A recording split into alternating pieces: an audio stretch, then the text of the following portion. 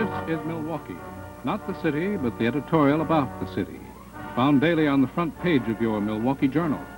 We've taken the topic of today's column and turned our cameras on it as we bring you on film the Milwaukee editorial in pictures.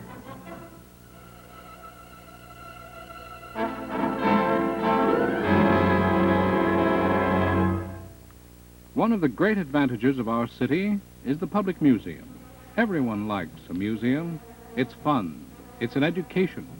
It assembles for us the story of our world, its people and how they live, its animals, plants, and minerals.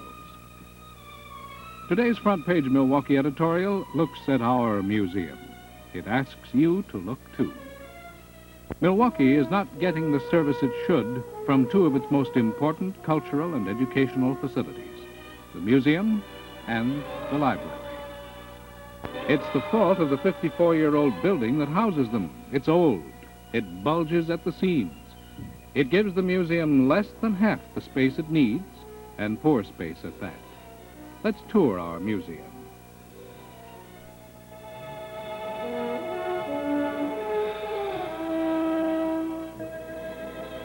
Ours is one of the best natural history museums in the country. A good example of its work is the moose diorama. The king of Canyon Creek was bagged by the Milwaukee Journal Museum expedition to Alaska in 1947. His family came with him. A bit of Alaska in our backyard. The museum excels in Indian exhibits and collections. The Indian dioramas are life-size and real as life. These are Wisconsin Menominees threshing rice. The Kikuyu drummer who dominates the African room isn't as ferocious as he looks. He's from an agricultural people around Mount Kenya. Many a child's nose has pressed against this glass to get in on the kill at the lion hunt. Exhibits show examples of the food and implements the natives in the dioramas use. Here's a fine place to do your bird watching. A popular exhibit tells the fascinating story of bird flights. This old owl isn't going anywhere, but he works hard at it. You'll find exotic birds and birds you've seen near home. Here's a place to study butterflies. It's done with mirrors. There are huge reproductions of insects like the monarch butterfly you've seen often. The little wheel bug is a monster here. And the dragonfly is big enough to make you believe in dragons. You get next to things at the museum, see what they're like, how they work. What's a lumber mill look like?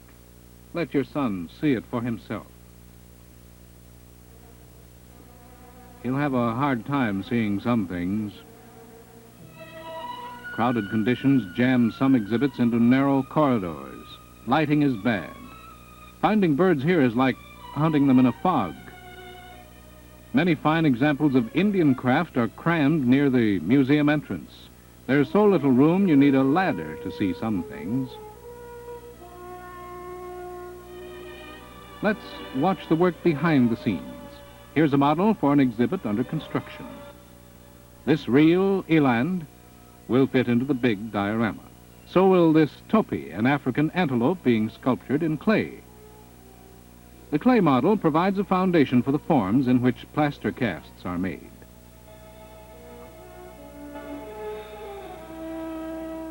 The head is finished except for covering with the skin of the topi, which started all this. There are thousands of animals waiting to be cast, mounted, and shown when the museum gets room. Lots of spare parts, too.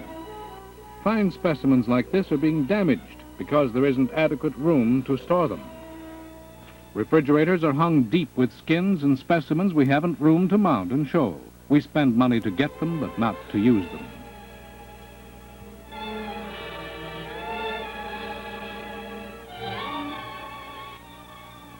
This lad wants a toucan for a school project. Crowded storage, but here it is, son. The museum doesn't grow its plants, it makes them.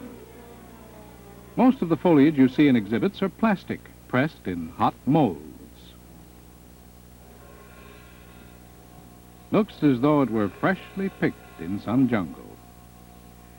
Human models are museum products, too. That beautiful woman from Vancouver Island was cast here. This is her boyfriend's head. When he's assembled, they'll set up housekeeping in a museum exhibit. Museum staff members go out over the world to find new specimens and new ways of helping Milwaukeeans know their world. It's this world the museum teaches us about, and they've covered most of it. In 1948, for instance, Merle Dusing, curator of education, accompanied the American Museum of Natural History expedition to Africa. Among other things, he took many excellent pictures to show us. The lioness Mr. Dusing starred here was suspicious of the whole business. But that skinned zebra looked pretty appetizing.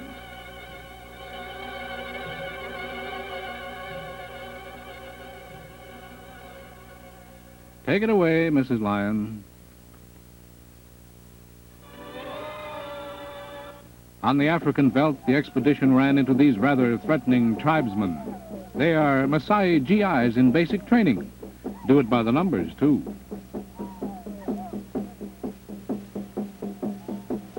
All expeditions don't involve long travel. The Milwaukee area and Wisconsin have a lot to study. The Indians drew these hieroglyphics in Juneau County centuries ago. One of the most popular attractions is the film loan service. Almost 6,000 films and thousands of slides, strip films, and tape recordings are loaned schools, organizations, and individuals. About 7,000 loans were made last month. The museum started its visual education program in 1888. Lantern's slide loans in 1910. Film loans in 1920. There's hardly a field or subject that museum films don't cover. It's an educational service for the whole city. There are circulating specimens, too, for schools and special exhibits. Animals, birds, small dioramas, everything from Indian gear to miniature dolls are in the circulating loan collection. City school children go to the museum twice a year for tours and lectures. Lecturers are furnished for adult groups. The museum has expeditions right in its own building. The travelers are members of the Explorers Club. Anyone from 4th through 10th grade can join and work up through the ranks from trailblazer to star. More than 6,000 youngsters are explorers. They go on safaris through museum exhibits, bring back their discoveries in notebooks. Exhibits used in special school projects are marked by stars so youngsters can find them. The museum gets financial help from the Friends of the Museum organization. The Friends have 5 classes of membership, ranging from $1 for junior contributors to $10,000 for benefactors. Anyone can join, hundreds do. Members of the Friends get a quarterly magazine called Lore. It's full of lore of interest to museum lovers.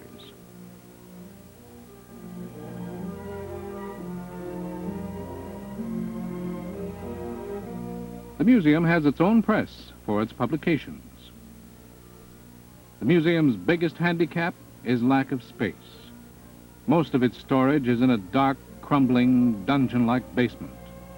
Much more than half of the museum's important collections can't be exhibited. They are stored in every available corner under conditions that invite damage and destruction.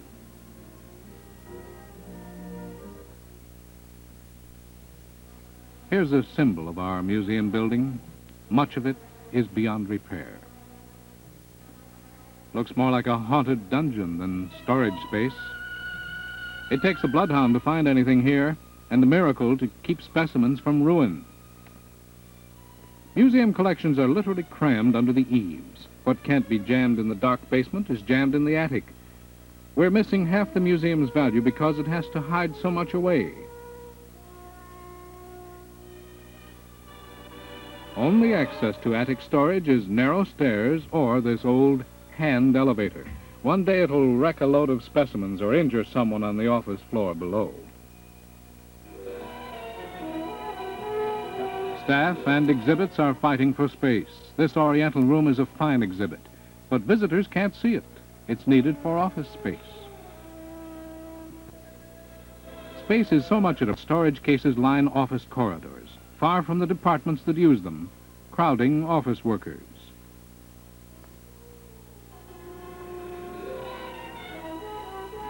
No museum staff can work without a library.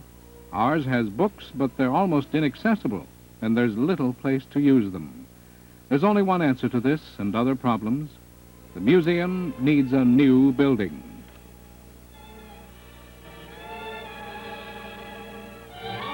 William McKern, museum director, knows what we need. This is the model of the proposed new museum building to be located in the downtown civic center as one of the principal buildings there. You'll note that there are no steps to climb to get into it. The section without windows from side to side represents an area where there will be 3 floors of exhibits.